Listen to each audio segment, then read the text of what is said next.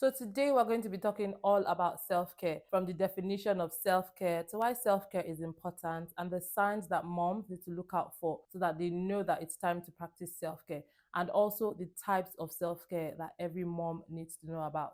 If you haven't already, grab yourself a glass of wine or a cup of tea and let's dive into it. I'm Thelma and this is the Mindful Moms.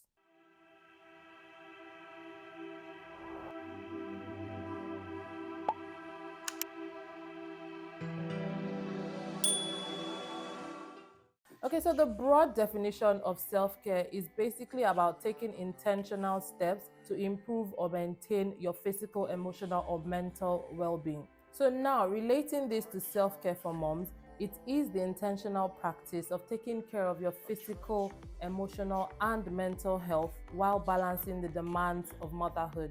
It's about recognizing your needs as an individual, separate from being a mom, a wife, or a friend, and taking care of those needs.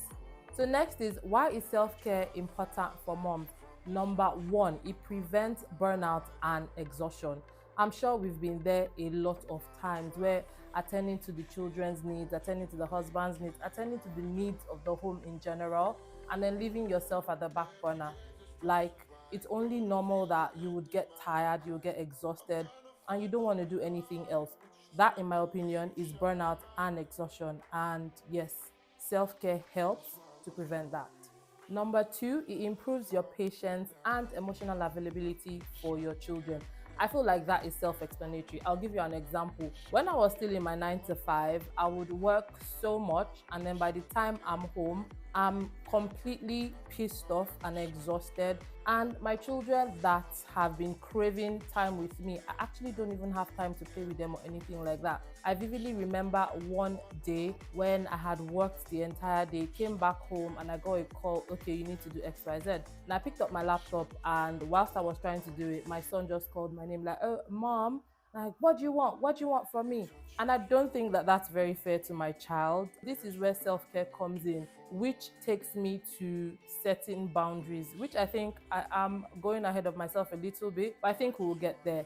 But what I want to point out is, if I had set proper boundaries between my work life and my personal life, I definitely wouldn't have given my son the reaction he got from me just by calling my name. So, part of self care is about setting boundaries between different facets of your life.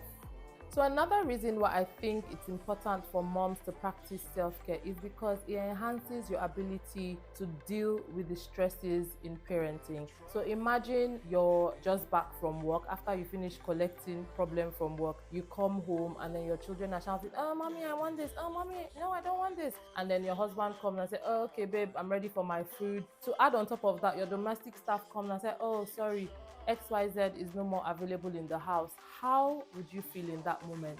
That clearly is a very stressful moment. And for me, even having to explain that to you was clearly stressful. It's even as simple as taking time to just do deep breaths, and you find that that's able to realign and recenter you, and it helps you deal with these stresses or handle the situations a lot better. So number four reason why I think self-care is important for moms is it models healthy behaviors and it teaches your children the importance of practicing self-care. Let's take an example. I'm sure we all remember when we were a lot younger. So for example, if it was a household where the father talked to the mother in a very insultive manner, it's only normal that the child will think that it's normal because that is what that child has been exposed to. So if you as well are in a situation where you're doing this, you're doing that, you're doing everything for everybody, and half of the time you're looking like a crazy person, it's only normal that your child will think so. So it is good to practice self-care so that your child can see, oh, mommy is taking care of herself. She's reading, she's journaling, she's doing her skincare, she's doing everything it takes to take care of herself. It's only normal that when that child grows up, she or he would know that taking care of myself is a normal part of life. Number five, it helps maintain your sense of identity beyond being just known as a mom. Listen, with all the demands of motherhood, it's easy for you to just get sucked into that role and not really know who you are, because you're attending to your husband, you're attending to your kids, you're attending to the home, you're attending to everybody else.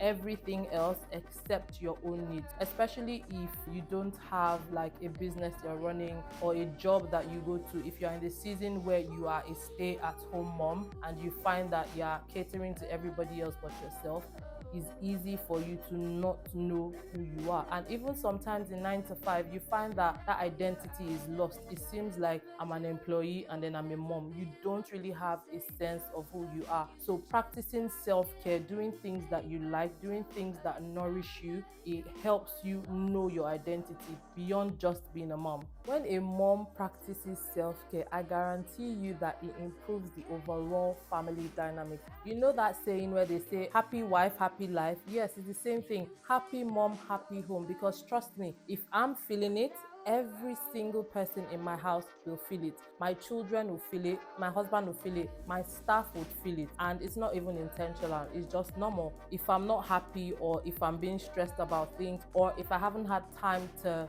do things that I like or do things that fulfill or nourish me, it's normal that I will snap at everything, snap at everyone. And I don't think that sounds like a very happy family dynamic, does it?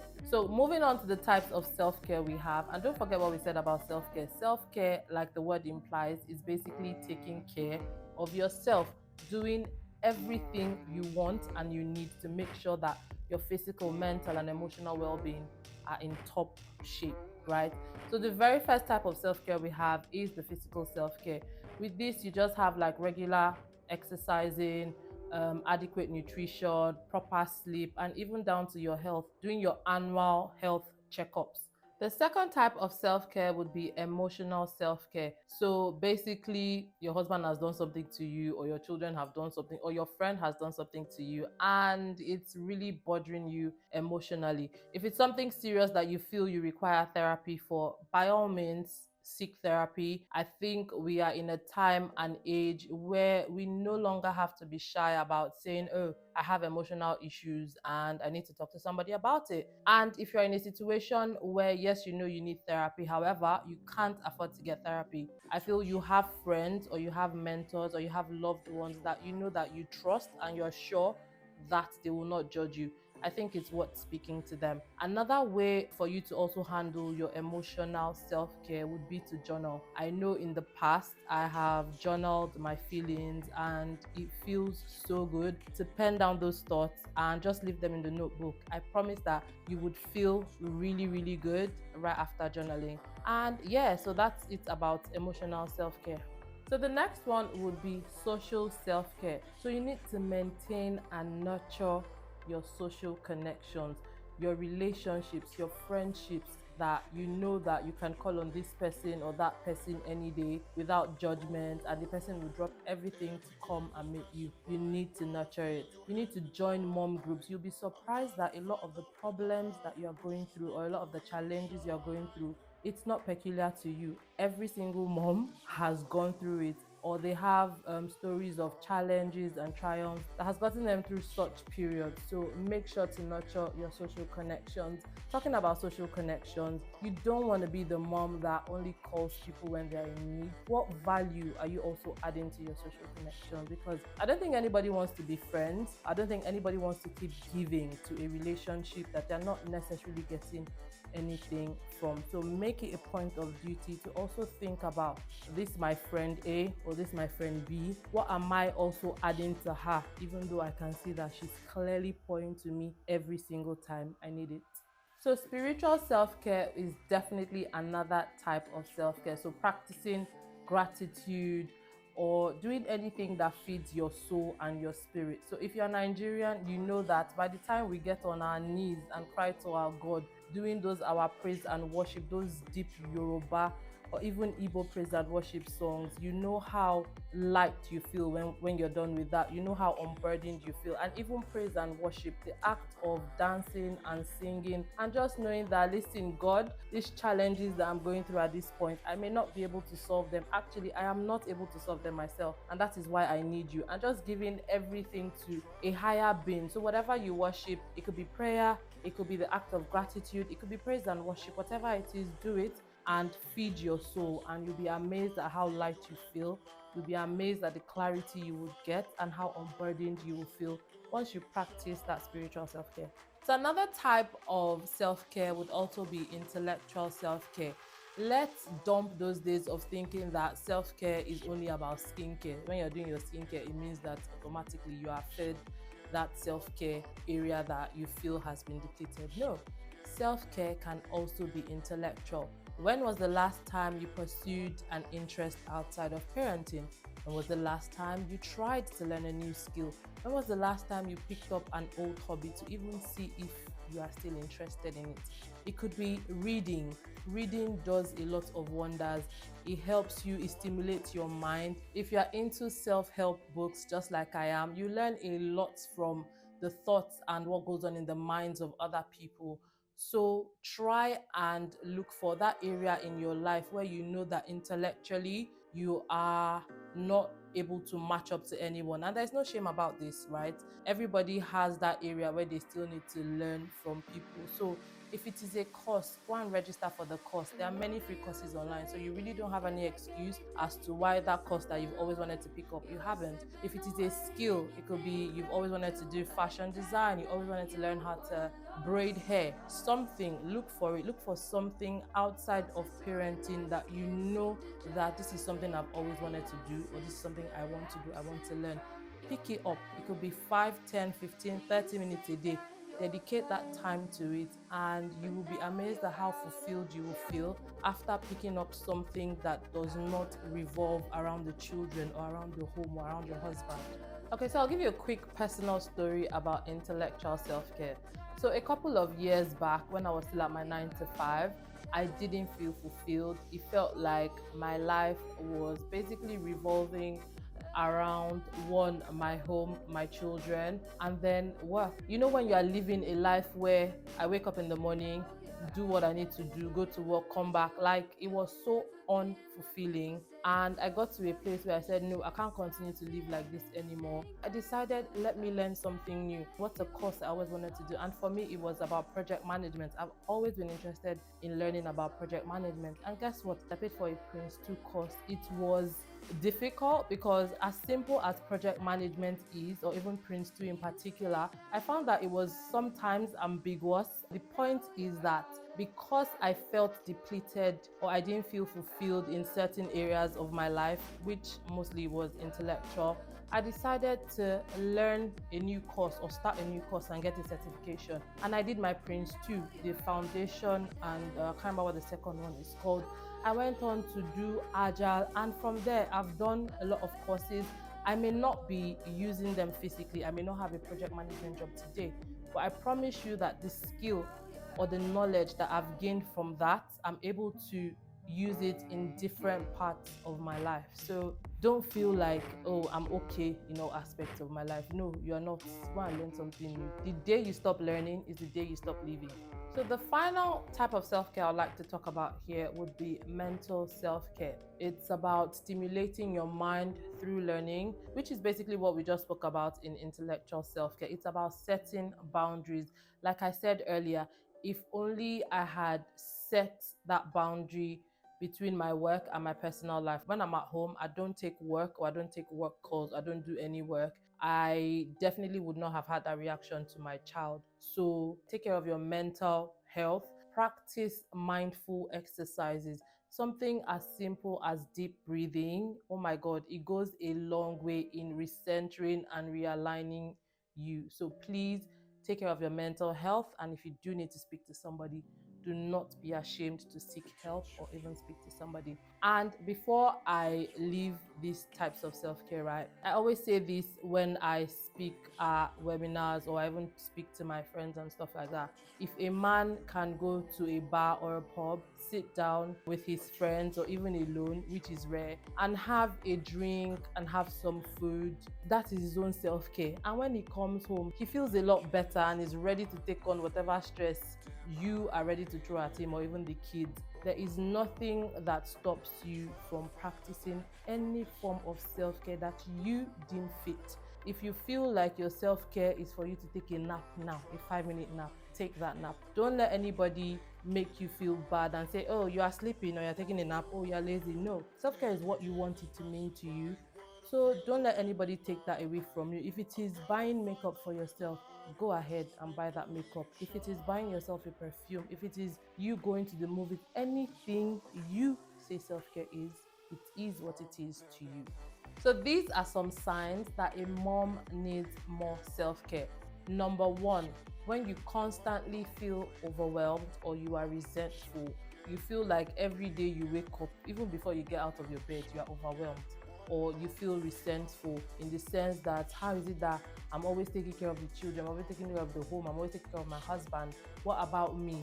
What about that thing that I want to pursue, right? It's only going to breed resentment in the way of your children, unfortunately, and in the way of your husband. This is a very, very, very big indicator that you need to start putting more effort towards caring about what your own needs are. It could be you want to learn how to drive. It could be you want to take more time in the bathroom before anybody disturbs you. Whatever it is, right? It's a sign that you need to start doing that for you to feel better and for you to be able to have a happy home. Number two, when you start to snap at your kids or your partner more often than usual. Listen, we are human beings and we are moms. We know that our jobs as moms, it's quite hectic. So it's only normal that once in a while we will snap, right? When you start to snap at your kids and your partner more often than you should, that's clearly a sign that you need more self-care. I understand that our jobs as moms is actually quite hectic, but that is not an excuse for us to be snapping all the time, right? When you start to neglect your own basic needs like showering or eating, babes, you need some self-care time, right?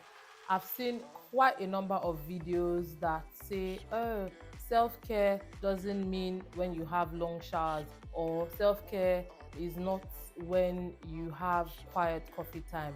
Remember what I said, self-care is what you want it to be. When you start to neglect your basic needs like showering or looking good or putting on a nice wig or makeup, whatever it is, right? It's a sign that you need to pay attention to that area of your life that you need self-care, and you actually have to fix it. So the next sign will be that when you feel isolated or disconnected from other adults, such as your friends or relatives or whoever, it's a sign that there's a problem and you need to fix that problem. If you track back to when I said something about maintaining and nurturing your social connections, the only reason why you would feel dissociated from your friends is if you are not maintaining or nurturing those social connections. So please make it a point of duty to pour into people as much as they pour into you. The final one would be losing interest in activities you once loved or enjoyed. And it's okay if maybe you loved to go to the movies yourself before and now you don't really fancy it. That's absolutely fine. People evolve, people grow.